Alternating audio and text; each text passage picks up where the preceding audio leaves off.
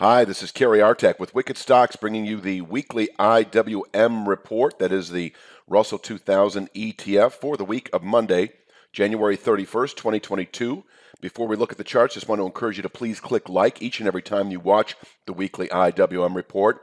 It does help us out a great deal in getting the word out and being noticed on YouTube when people search for Russell 2000 or IWM analysis. And also, click subscribe. Subscribing to the Wicked Stocks YouTube channel will provide you notification each and every time new content has been uploaded to the Wicked Stocks YouTube channel. That includes the weekly IWM report, which goes out usually on a Sunday afternoon for the following week. You want to see that before the opening bell on Monday.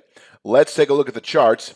I'm going to back up a little bit and just remind you of the sell signal we had a few weeks ago when we settled clearly below that 217.10 channel bottom, and that set off a target for the 192.46 long-term channel top that we settled above about a year ago. And this is a respectable support area. I had been mentioning how it just might contain annual selling pressures, and that still may play out. But I've also mentioned in last week's that there is cause to consider the possibility of the very upper 160s, very low 170s as an ultimate objective for a couple of reasons. Let's jump into that right now. Well, you can see the old high in 2018, 173.39. That's one. But more importantly, this range that we were in for really the better part of a year that I show the extremes of 207.21 to 244.46. When you break a congestive pattern like that, when it's very, well defined, over the course of an extended period of time, when you violate it, either to the upside or the downside, you tend to reduplicate its distance in the respective direction. In this case, it's down. So closing below that 207.21 area, a full extension of that former range to the downside is 169.96.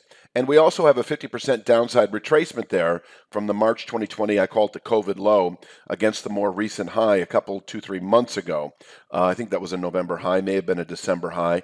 And so, 50% down is 170.08. So the zone between 169.96 to 173.39 is a significant one, and this market may well reach it over the weeks ahead. We still remain in a kind of a 2 to 3 week meaningful sell signal in both the SPY and the Triple Q. The SPY has an appreciable distance to continue to the downside before fulfilling its target. I'll let you watch the daily SPY report for that analysis. But the point I'm making here is there is the possibility we may continue all the way down into the very low 170s over the weeks ahead. And if we close below, that 192.46 long-term channel top this week, I do think you can expect next week the very low 170s, where the IWM can place an annual low. Let's take a look at the upside. Right now, meaningful resistance overhead is probably out of reach this week, beginning at 214.95 and ending at that 217.10 former channel bottom. Last week's high of 203.55, if we close above it this week, I think we will push into that zone.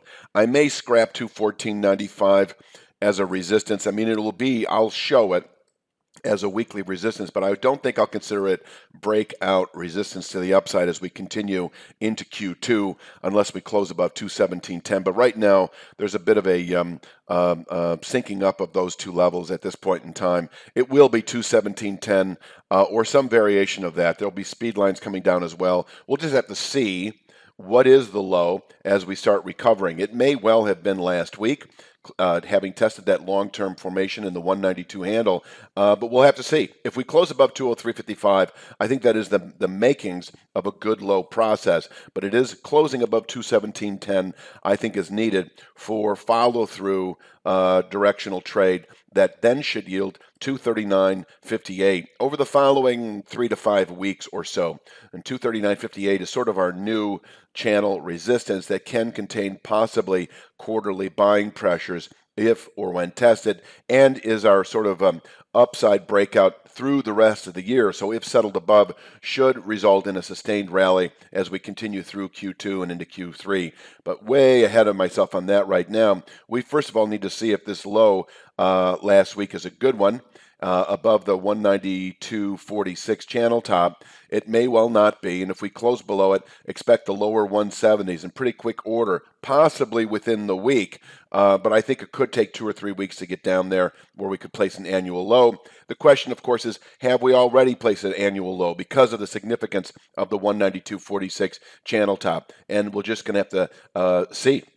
I think 192.46 is good bottom picking territory, but just I'll leave it to you as to whether you should bail on that long position with a settlement below 192.46 and then have at it again in the low 170s, or whether you just scale into a long-term position in the IWM that could last into later year that begins at 192.46 and you end that scaling into a long position in the very low 170s.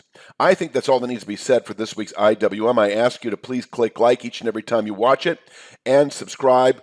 And I think I'll leave it at that. You have a great week, and we'll see you next week for next week's weekly IWM report.